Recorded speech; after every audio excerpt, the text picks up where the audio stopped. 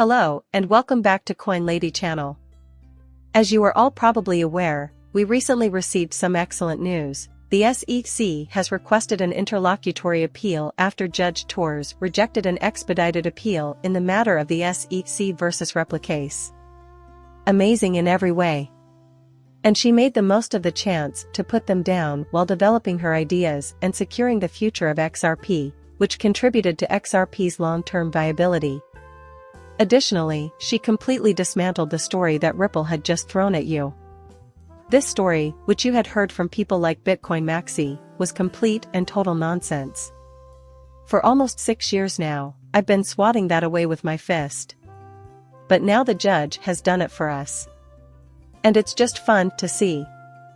Additionally, I want to share with you, as I will do at the beginning of the video, the opinions of a few Xrp detractors who may have had some viewpoints regarding the legal side of Xrp that didn't exactly work out. In fact, one of the guys is well known in the Xrp community for wearing a shirt that read, Xrp, the security, which is a play on Xrp, the standard, and was intended to mock all of us.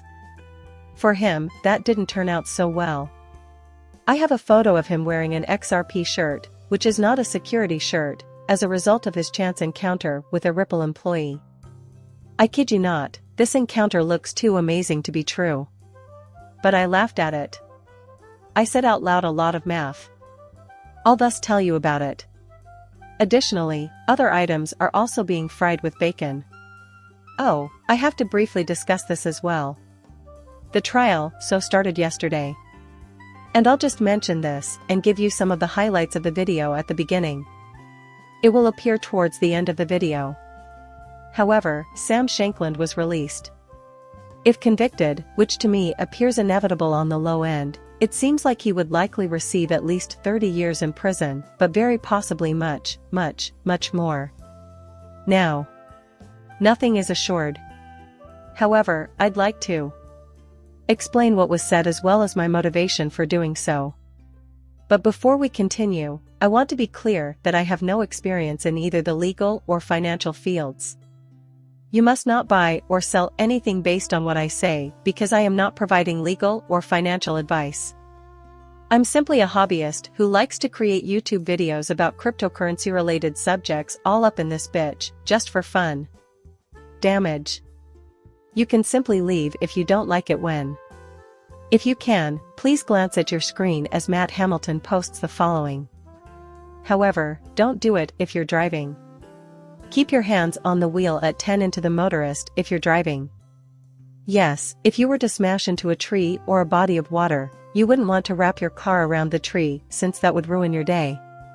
But if you can look or just watch the video later, we have Kyle Samani who publicly mocked the entire community, every Xrp holder, and everybody who is in favor of Xrp by wearing aftershocks.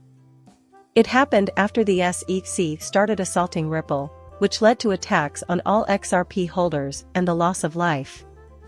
He decided that this would be a good moment to laugh, therefore he is wearing the shirt. Since this is merely a Ripple shirt with the hashtag Xrp the security and has previously been widely shared, I'm assuming that many, if not most, of you have already seen him wearing it. But see this. Matt Hamilton, a former Ripple employee, eventually met the man. Now keep in mind that Matt Hamilton attended the official party where certain swag, such as t-shirts saying Xrp is not a security, was distributed. As a result, Matt Hamilton encountered Kyle Samani, an Xrp herder and hater, and Matt Hamilton documented the encounter. Therefore, the image on the left shows how it began, and this image, which I'll make full screen right now, shows how it is progressing. Here is Kyle Samani wearing a shirt that reads, Xrp is not a security. Then Matt Hamilton added that it was wonderful to meet Kyle Samani today at #file Las Vegas. The hashtag is #FileVegas. I just so happened to have a t-shirt from last week's official Ripple's party. I believed he ought to have, so it appears that he hired a renowned Xrp hater and gave it the line Xrp is not a security, which seems to fit a little bit better. I really hope he wears it because I would want to see a picture of him wearing it, but in any case, it's right there. However, that isn't the only thing that XRP detractors have done or said. They have also said that perhaps looking back on this one with a little bit of hindsight wouldn't have been the best idea. I don't need to read the post since, according to the headline from Weblog's founder on May 9th of this year, XRP is plainly a security. But the 752,000 followers were the topic of conversation at JSON. The creator of Weblog is the individual they are referring to. He also distributed this story from May 8th. And on May 8th of this year, he posted this. According to the CEO, Ripple will have spent $200 million defending against the SEC complaint. Jason then mentioned that and stated that XRP is undoubtedly a security. The Ripple team could have easily followed the regulations and registered it as a security, just like everyone else in the sector does every day for little to no cost. Release it. Just as Gary Gensler said, come in and register. After all, Bitcoins did register with the SEC, correct? Additionally, he has registered with the SEC, as have all the other tops. Ripple, why didn't you do it? Why didn't you register your XRP or Ripple your X? Absurd in every way. And other folks are just so biased and well-traveled that their perspectives are just as ridiculous as this one. The following day, on May 9th, Ripple CEO Brad Garlinghouse responded to that tweet. Brad didn't hold back in his response. Remind me of this when you understand securities law, because there is no legal framework in the US for registering digital assets, which is embarrassing for you and comically incorrect. But aren't we all used to your inflammatory remarks and trolling about topics you have little knowledge of? So forth. That was from back then, as I recall. But no, I'm not sugarcoating it. And since I obviously didn't eat well, I had to repost it, which I just did the other day. Because my kitty sock broke, I typed aged like a good milk in all caps. View this, please. Yes, let's begin. Yes, I would want to mention Duncan at Duncan with a bunch of figures that is currently displayed on your screen. I sincerely appreciate Duncan tagging me here. Posted a message from a member of the XRP community by the name of Lady K, who wrote, Ripple just dumps on you every month, end quote. This is my favorite phrase in the sequence shown for all the quotes. I have therefore been rebuffing this false information for the longest darn time. Because, although not being required to, Ripple releases monthly XRP reports. They just are and intentionally choose to be the most transparent organization in the whole cryptocurrency and blockchain space. And that, you know, is a successful example. They are, as far as they are aware, acting as the leaders in this regard, and others ought to imitate them. However, it is abundantly evident from the reports, which are uncontested, that just a small portion of worldwide transactions come from Ripple. Therefore, throughout the course of a quarter, whether those transactions took place or not, they won't have any impact whatsoever on the price of XRP in the world. So, Judge Torres is making the following argument here, which I won't read in its whole, because it is point number 2. According to Judge Torres, less than 1% of the XRP trade volume was made by automated sales of Ripples. How about that, then? You no longer have to listen to Moon Lumbo here, despite the fact that I've been saying it for years on end. Judge Torres did not cause the injury you received.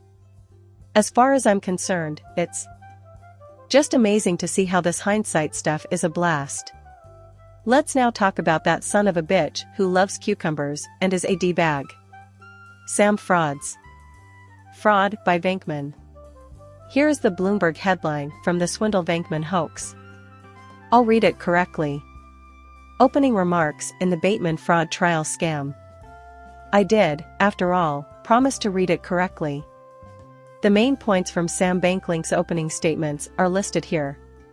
We will have another report in a few hours because to Friday's trial for the collapse of FTX on Wednesday. And while I'm interested in what will occur today, we will soon reach a resolution in this.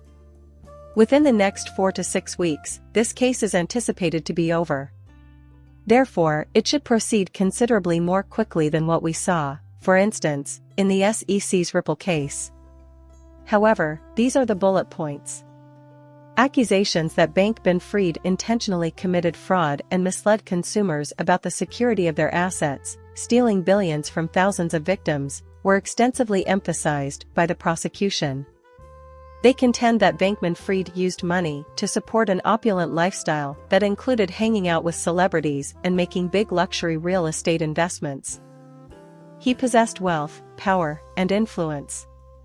But everything was founded on lies. With reference to Caroline Ellison, who served as the CEO of Alameda Research, and to the prosecution's emphasis on the volume of evidence they currently possess, Assistant U.S. Attorney Nathan Rain noted that Bankman-Fried's own words will also be used against him. Fried's defense team played on the high volatility of the cryptocurrency market and how it might swiftly overwhelm developing companies like FTX, using tweets he tried to erase and congressional testimony that they claim is untrue. As lenders withdrew loans to Alameda during the severe decline in the cryptocurrency market last year, Bankman-Fried, according to his attorney Mark Cohen, met a perfect storm. "Just for once, I'm relieved that I'm not Mark Cohen. I'm so relieved that I'm not scam," as Bateman's fraud lawyer laments the fact that lenders canceled loans as a result of the turbulent times in the cryptocurrency market. "It wouldn't have been an issue if all of the assets had been present because you hadn't stolen them or committed fraud against the bank. When your exchange experienced a bank run, could it still have happened that the banker? Maybe that's right, then. However, since the money would have been available, there wouldn't have been any persons who were unable to withdraw it. It will be taken legally by you. I'm really grateful that I enjoy the life of Marco once more. God, oh God. I can't even imagine attempting to argue this." Cohen then blamed Ellison for the subsequent bullet point, noting that although Bacon and Fried told her to hedge her Alameda's cryptocurrency bets, she ignored their advice. He claimed that this was a case of hindsight and that Bankman-Fried engaged in commercial practices that were deemed appropriate at the time. He said nobody was intended to be harmed by Winfrey. Cohen did, however, acknowledge Alameda's privileges and its connection to FTX. Despite the fact that Bankman-Fried Ellison had earlier claimed that the two businesses were totally independent and that Alameda had not received any special treatment. He said that the computer code that Alameda is accused of using to withdraw as much money from FTX customers as it desired was merely added to ensure the smooth operation of the business. "Ah, I see. Simply put, it's one of those situations where you should go ahead and give it your all. Attempt it there. Just give it a go while Fried's legal team, Mark Cohen and Sam Backman, go at you. I don't believe it will go well for me, and I believe that swindle." By that time, Bankman-Fried will probably have spent his entire adult life behind bars. Here is a post from CafeZilla, who has over 3 million YouTube subscribers and 562,700 X followers. He calls himself a self-described internet detective who exposes fraud in addition to a self-described journalist. He referenced this post by Andrew at AP_abacus, who wrote, in part, "I wrote no plea for Sam Light sentence 30 years. Earlier today, a source from the Department of Justice stated that, quote, a light sentence would be 30 years and a guy that Madoff got 150 years. So, guys, I have hope that justice will be served. I also hope the length of the sentence won't disappoint us. But it appears to be almost certain.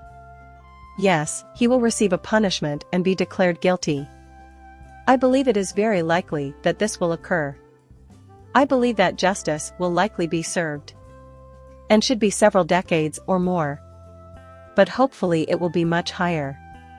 He cost billions of dollars by destroying people's lives. He is battling against it, not with it. He is not sorry. He doesn't feel regret and he doesn't care. He is unaffected by it. And the reason why is that he is a horrible person. I therefore have no pity for this man. If he spends the rest of his life in prison, I won't be crying one single tear. Let's hope it takes place. I don't provide financial advice. Anything I say or write should not be used as a reason for you to buy or sell anything. Please like and subscribe my channel. See you in the next one, bye.